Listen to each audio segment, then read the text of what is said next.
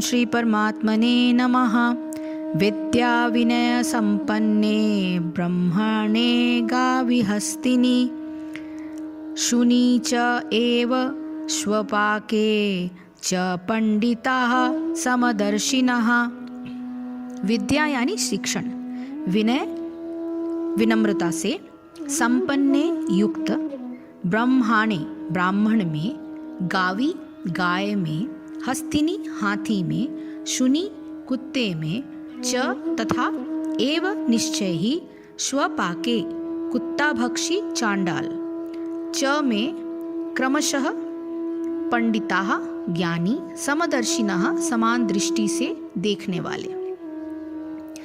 विनम्र साधु पुरुष अपने वास्तविक ज्ञान के कारण एक विद्वान तथा विनीत ब्राह्मण, गाय, हाथी, कुत्ता तथा चांडाल को समान दृष्टि समभाव से देखते हैं। इसका तात्पर्य यह है कि कृष्ण भावना भावित व्यक्ति योनि या जाति में भेद नहीं मानता। सामाजिक दृष्टि से ब्राह्मण तथा चांडाल भिन्न भिन्न हो सकते हैं अथवा योनि के अनुसार कुत्ता, गाय तथा हाथी भिन्न हो सकते हैं, किंतु विद्वान योगी की दृष्टि में ये शरीरगत भेद अर्थहीन होते हैं। इसका कारण परमेश्वर से उनका संबंध है और परमेश्वर परमात्मा रूप में हर एक के हृदय में स्थित है। परम सत्य का ऐसा ज्ञान वास्तविक यानी यथार्थ ज्ञान है। जहाँ तक विभिन्न जातियों या विभिन्न योनियों में शरीर का संबंध है, भगवान सबों पर समान रूप से दयालु हैं, क्योंकि ये प्रत्येक जीव को अपना मित्र मानते हैं। फिर भी जीवों की समस्त परिस्थितियों में वे अपना परमात्मा स्वरूप बनाए रखते हैं। परमात्मा रूप में भगवान चांडाल तथा ब्राह्मण दोनों में उपस्थित रहते हैं।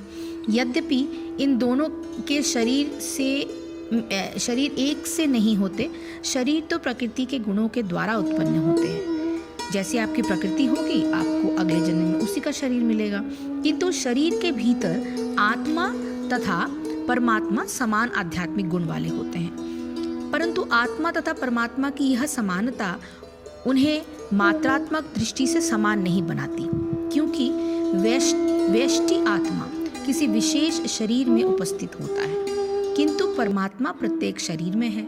कृष्ण भावना भावित व्यक्ति को उसका पूर्ण ज्ञान होता है, इसलिए वो सचमुच ही विद्वान तथा समदर्शी होता है। आत्मा तथा परमात्मा के लक्षण समान हैं, क्योंकि दोनों चेतन, शाश्वत तथा आनंदमय है, किंतु अंतर इतना ही है कि आत्मा शरीर की सीमा के भीतर सचेतन रहता है, जबकि परमात्मा सभी शरीरों में सचेतन है। परमात्मा बिना किसी भेदभाव के सभी शरीरों में विद्यमान है। इसको हम थोड़ा सा और उल्लेखनीय तरीके से बताएंगे कि इसको किस तत्वदर्शी ज्ञानियों की जो समदृष्टि है वो इस प्रकार होती है कि परमात्मा में नित्य स्थिति पा जाने वाले ज्ञानी योगी जनों की समदृष्टि का वर्णन भगवान बताते हैं कि वे सब में एक परमात्मा तत्व को ही देखने वाले होते हैं। ब्राह्मण उसे कहते हैं जो संयम प्रधान साधनों द्वारा नित्य ब्रह्म चिंतन में संलग्न रहता है और उस चिंतन के आधार पर होने वाले विचारों का प्रसार प्रचार जिज्ञासु जनों में विद्यादान द्वारा करता है। ऐसे ब्राह्मणों में भी भगवान उन उत्कृष्ट व्यक्तियों का वर्णन करते हैं जो विद्या से संपन्न होते हुए भी उसके अभिमान से सर्वथा रहित होते हैं और जिनके स्वभाव में नम्रता ही नम्रता रहती है। ऐसे ब्राह्मण सर्वत्र आदरणीय होते हैं। गौ सब पशुओं में अधिक आदरणीय होती है, क्योंकि पशु होते हुए भी उसका दूध मनुष्य के शरीर एवं मस्तिष्क के लिए अत्यंत पुष्टिकारक होता है। पशुओं में हाथी सर्वाधिक बड़े आकार का होता है, पशुओं में कुत्ता छोटे आकार का होता है और बल में हाथी से कहीं अधिक कम होता है। चांडाल उस निकृष्ट प्रवृत्ति के मनुष्य को कहते हैं जो कुत्ते के अत्यंत दूषित मांस का भक्षण करता है। इन प्राणियों की प्रकृतियों में अत्यंत भिन्नता होने पर भी तत्वदर्शी महात्मा की दृष्टि में इस प्रकार का भाव रहता है कि वही परमात्मा सब में व्याप्त है। इस कारण सुख दुख का अनुभव होने में ये सब प्राणी एक दूसरे के समान ही हैं। उनकी आकृति और गुणों के आधार पर होने वाले व्यवहार में भिन्नता होना संभव है।